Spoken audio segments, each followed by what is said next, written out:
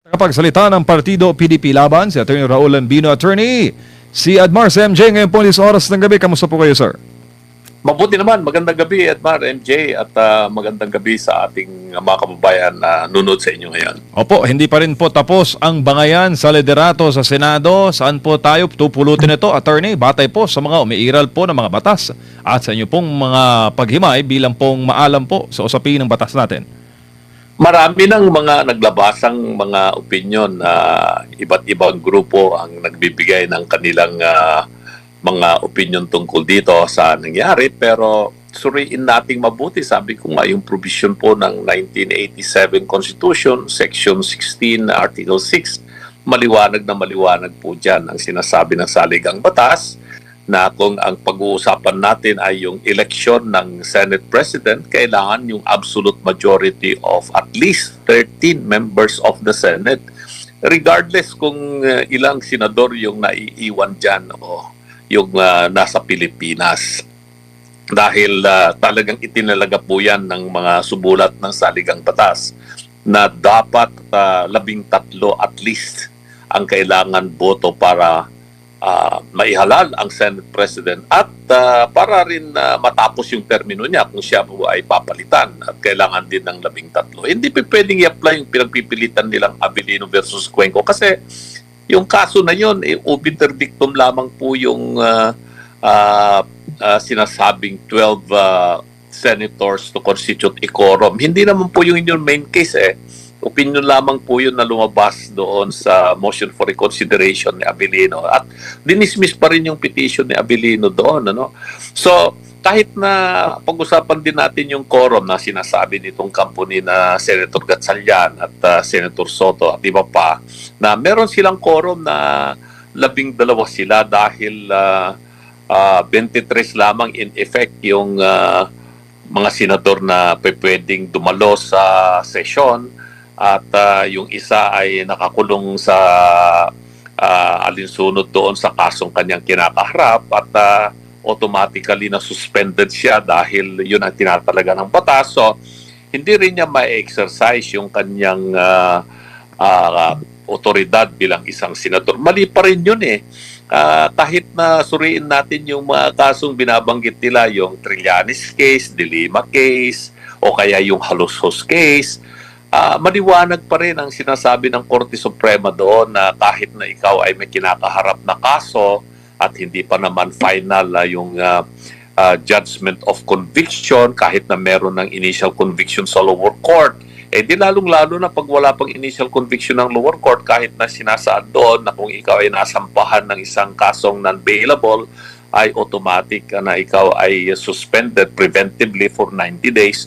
So hindi raw dapat nang ibilang si Senator Jinggoy. Mali pa rin yun kasi ibilang pa rin si Senator Jinggoy. Kanya lamang doon sa mga kasong binanggit ko, Trillanes case, De Lima case, Halusos case, there may have been some limitation in the exercise of the powers and authority or the function of a senator who is charged with a non-bailable offense and he is effectively preventively suspended. Suspended lamang po siya pero membro pa rin po siya ng Senado. So, 24 pa rin yung mga senador na naririto, and for purposes of determining a quorum, you have to consider all the members of the Senate even if one is preventively suspended, katulad ni Senator Jinggoy. Kaya mali yung mga pinaglalabas nila. Yung isang opinion dyan na sinasabi ng isang retired justice ng Supreme Court, maling-mali yun.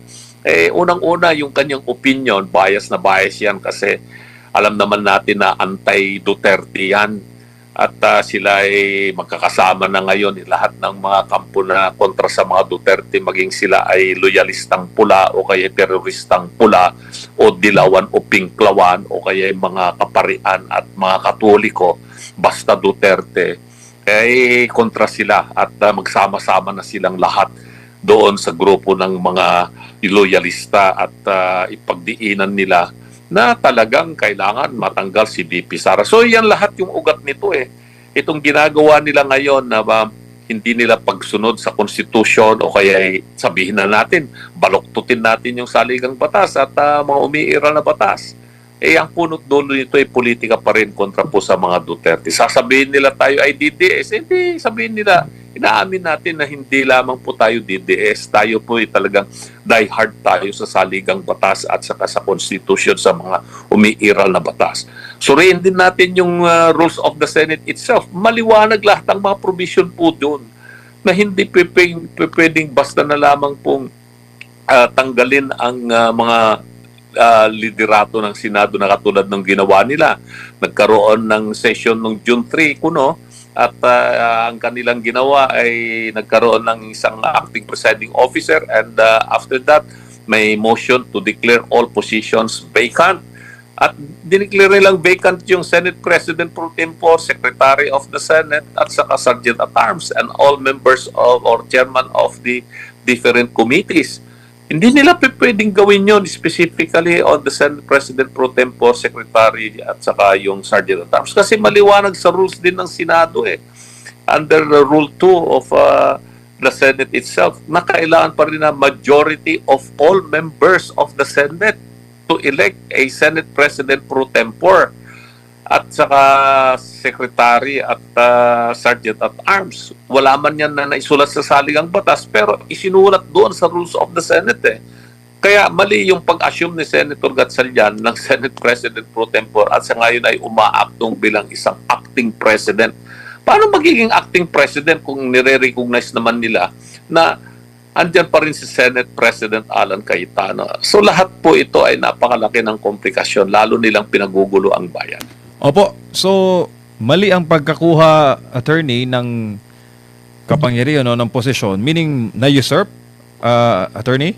Exactly. Simple as that. That is simple usurpation. Violation po yan ang revised penal code. Hindi ako nagkakamali. Ito ay nandoon sa Article 177 yata ako. Hindi ako nagkakamali. Yung na tama pa yung recollection ko ng provision po ng ating revised penal code. Hindi lamang po usurpation of powers po dyan ang kanilang ginagawa. Ito ay talagang violation ng ating saligang batas mismo ang ginagawa nitong mga nagpipilit na sila ang magpatakbo ng Senado. Pero ito pa yung kanilang gagawin dyan kasi realizing na talagang wala silang laban dito pag ito ay nakarating sa Korte Suprema. At meron na nga raw yatang mga petition na naisampa sa Korte Suprema.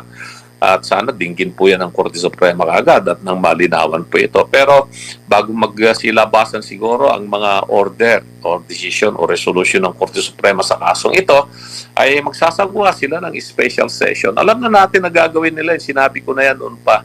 The only way to resolve this is after the Congress has adjourned, CNJ ay magkaroon ng special session.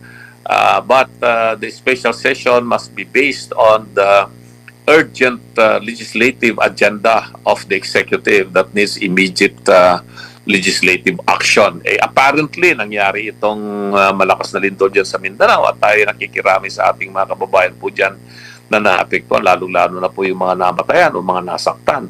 Maliban po doon sa ating mga kababayan na nawalan din po ng mga hanap buhay o mga ari-arian. So tayo ay nakikidalamhati at pinagdadasal po natin na sana po ay maibsan po nila itong kahirapan na ito. Pero ito ngayon ang gagawin po nila na pangunahing dahilan, magkakaroon ng special session, maaaring ang gagawin nilang panukalang batas dito ay appropriating certain amount into billions, maybe about 20 billion or 50 billion pesos na earthquake rehabilitation fund for Mindanao. Pwede nilang gawin yon, no? Pero pag nagkaroon ng special session, ayan, magkakaroon ng eleksyon na ng Senate President at inaapuran nila yung paglipat ng isa o dalawa pang mga senador.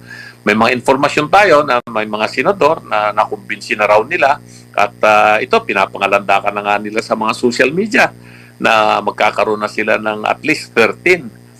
Hindi na 12, 13 na. So may isa o dalawa pa na lilipat na sa kanilang kampo. So magkakaroon ng bagong Senate President. At pag nangyari yun, wala na tayong magagawa doon. Magkakaroon talaga ng bagong Senate President at tignan na lang natin kung paano ang magiging reaksyon ng ating taong bayan. At hindi mo na madudoko ang taong bayan dito Alam na nila kung bakit nila ginagawa ito. Simple lamang ang sagot ng ating mga kababayan, sabi ng taong bayan, para mapagtakpan itong issue ng katiwalayaan, itong korupsyon. Yan lang naman talaga ang purpose nito at hindi yan tatanggapin ng taong bayan. Opo, attorney, bago lang po si partner Admar, sinabi po ni Senator Alan Peter Cayetano na ang Senado daw na nadidiktahan ng Malacanang ay hindi tunay na independent. Sinabi naman ng Malacanang na ang kanilang kinikilala lamang na liderato ay yung nasa paksyon po ni Senator Win Gatchalian. So, Pare-pareho sila na obvious, sila eh. attorney? Kontrolado na nila yung House of Representatives. Alam na natin matagal yan. No? At ngayon ang Senado ko gusto na nila talagang kontrolin yan. So, yung dalawang malalaking departamento ng gobyerno, Palasyo at saka Kongreso, kontrolado na nila. At hindi malayo na yung pinakamahina sa third pillars of democracy, itong Supreme Court ay titignan din natin kung anong mangyayari dito, no? At sabi nga nila, the court is the weakest of the three departments of government. Eh kung itong dalawang political departments ay ganito na yung sitwasyon, tignan natin kung ang Supreme Court ay kakayanin ang mga pressures. At we are still hoping na ang Supreme Court ay gagawin po niya yung ang kanyang otoridad o kapangyarihan upang may salba ang demokrasya dito sa Pilipinas. Kasi itong ginagawa nila ngayon, talagang this is really abuse of authority. It's really abuse of power. At kailangan talaga magkaroon na ng decision dito. Ang ating mga naiiwan pa ng mga ahensya ng gobyerno na sila makakapagprotekta sa bansa, sa taong bayan at sa demokrasya. Attorney si Admar Pito, magandang gabi. Ito po bang pangyayari ngayon dito po sa ating Senado? Ito na po ba yung pinaka-worst na nakita ninyo or sumasalamin ba ito sa bagsak na governance sa kabuuan ng ating gobyerno? Well, magmula nung namulat po tayo dito sa politika at pag-aaral sa patahas, no. Kasi nung bago mag-martial law, medyo meron na rin tayong konting kaalaman sa nangyayari sa politika. Although nung mga panahon na yon ay nasa elementary pa tayo at meron na po akong mga naalalang mga pangyayari nung mga panahon na yon at talaga pong idolong-idolo natin yung mga senador natin nung mga panahon na yan. Mga Senator Almendras, Senator Aitona, Cabangbang, Castañeda, Calao, Nagumbay, Saysay, Tanyada, Jokno, Padilla, Salonga, Tolentino. Ang gagaling nila eh. Noong mga panahon na yan. At makikita mo yung mga debate talaga. And then hanggang sa nung nagkaroon ng martial law. And then martial law 72, wala na tayong parlamento o kongreso. Nagbukas ngayon yung interim batasang pambansa sometime in 1978. Ay rubber stamp yun kasi interim batasan pala kontrolado under dictatorship tayo eh. Hanggang sa magkaroon ng regular batasang pambansa, pero itong regular batasang pambansa noong 1984 panandalian lamang po yan at rubber stamp pa rin po yan. So, magmula po noong 1987, nung naitalaga po itong bagong kongreso under the 1987 Constitution, kahit pa paano, yung Senado noon na pinamunuan ni Senator Jovito Salonga, may dalawa pong nahalal na opposition.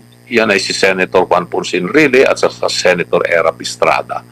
Pero even among the members of the administration senators, nandiyan sina Maceda, nandiyan sina Alvarez, no?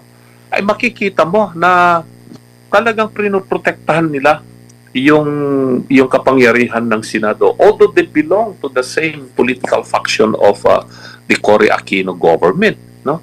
Hindi nila sinasakripisyo yung independence ng Senado. And then in 1992 under the presidency of Fidel Ramos, no? Nagkaroon ng mga coalition diyan kasi majority pa rin ng members of the Senate were identified to be in the faction ng Mitra Group. Pero kahit papaano, nakita natin yung cooperation ng mga senators for the whole benefit of the people and the nation. Pero andiyan pa rin yung mga magagaling na mga senador na like for example, Senator Nicky Gusiteg, who was then senator until 2001. talagang very sila, vocal sila pag may nakita silang mga katiwalian. And then nagkaroon ng impeachment of Erap Estrada. Nakita naman natin yung nangyari doon. And even in the time of President Gloria Arroyo, andiyan pa rin yung independence ng Senate. Nag-umpisa lang talagang mag-deteriorate na ng Senado. Ito na nung panahon na ni President Aquino, ni Noynoy Aquino. Kasi nga gusto na nilang kontrolin yung Senado mismo. Kaya pinilit po nila, kung inyong maalala, una po nilang tinarget yan yung ombudsman, si Merceditas Gutierrez. They tried to emasculate the power of the ombudsman and they had succeeded in impeaching her, although hindi natuloy na yung trial doon sa Senate. And then, eventually, in-impeach nila yung Chief Justice and convicted him. At tinanggal nga yung Chief Justice si Renato Corona. Doon nag-umpisa talaga. Maybe during the last 3 years of the Arroyo administration and the 6 years of the Aquino administration, doon nag-umpisa yung talagang hindi na maganda yung sitwasyon sa Senado. At least nakabangon nung panahon ni PRRD yung Senado, kahit papaano ay matibay pa rin yung independence ng Senado. But this time around, it is completely different. Buti na lang at meron pang naiibang Alan Cayetano. Nandiyan pa rin yung maibang Rodante Marcoleta, Bong, and the others, no? Pero unfortunately though, hindi naman sa pagbubuhat ng bangko ng mga abogado, masyadong maingay yung mga parang pambubuli na lang ng iba. Hindi na masyadong pinapangalagahan ba yung rule of law or yung knowledge about law and procedures, etc. Wala na yun eh. Ang nangyayari ngayon dito sa Senado, hindi na talaga parliamentary debate ang nangyayari dito. Sigawan na lang at bastusan pa, name-calling pa. Opo. Attorney, maraming salamat po sa inyong oras at panahon ngayong gabi. Sa ulitin po, ingat po kayo.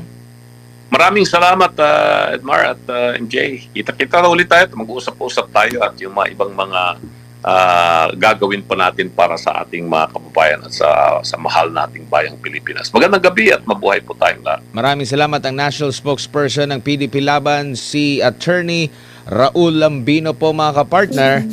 Atin pong nakapanim sa mga maiinit pa rin na issue ngayon sa mundo ng politika sa bansa.